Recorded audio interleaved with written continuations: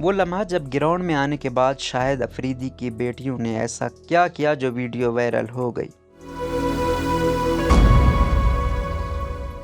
Social media पर शाहिद अफरीदी और उनकी फैमिली से मुतालिक दिलचस्प मालूमात तो बहुत हैं, लेकिन क्रिकेट मैच के बाद शाहिद अपनी बेटियों को देखते हैं तो प्यार करे बगैर नहीं रह पाते हैं।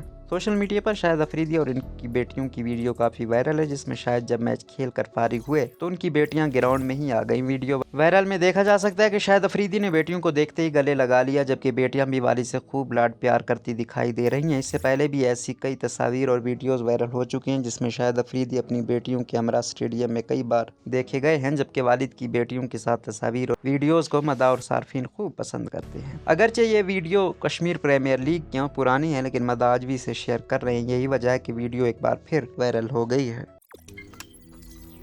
रोजनामा कुदरत की वीडियो देखने के लिए अभी YouTube चैनल पर सब्सक्राइब करें और बेल आइकन पर भी क्लिक करें।